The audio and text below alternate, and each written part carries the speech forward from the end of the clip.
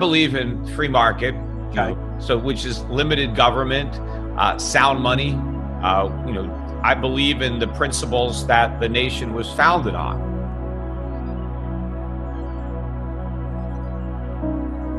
The idea of America as a nation of individuals, rugged individuals, self-reliant, the idea of the concept of federalism, where the federal government is supposed to live within its constitutional restrictions, where the federal government does very little. It's predominantly concerned about international affairs, but all the domestic affairs are left to state and local governments.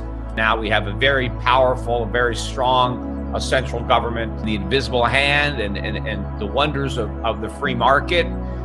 But what happens is whenever the government mixes socialism in with capitalism and creates a problem, the argument is always, well, we need even more socialism, which is what's happening now when everybody says, oh, we need to bail everybody out, we need to stimulate the economy, everybody needs government money.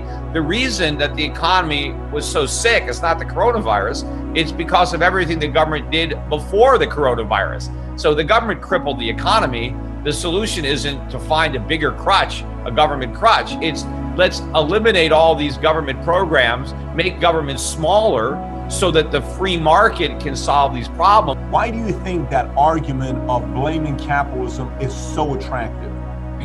Well, because it's politicians, right? Politicians want to get votes.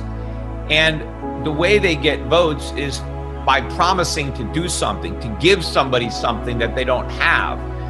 And so if a politician says, look, the solution is let the free market work, and of course, Wall Street, everybody that made mistakes and borrowed too much money, they all want to get bailed out. They don't want to lose money. They were inflating a housing bubble that was also being fueled by the government agencies, Fannie and Freddie, both guaranteeing, and also we were fueling an international demand for mortgage-backed securities.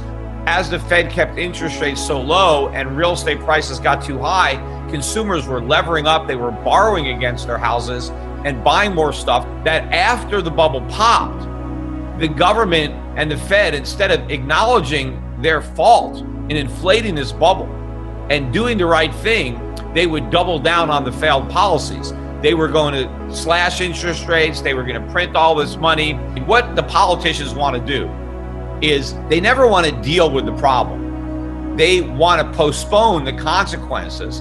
The problem is we are out of road at this point. They don't know that yet, but this time we're going to get a dollar collapse. We're going to get a sovereign debt crisis. The amount of inflation, which is the money printing, is off the charts. Why do they constantly blame capitalism and socialism? What is the benefit of doing that? We don't need a new form of capitalism. We need to go back to capitalism.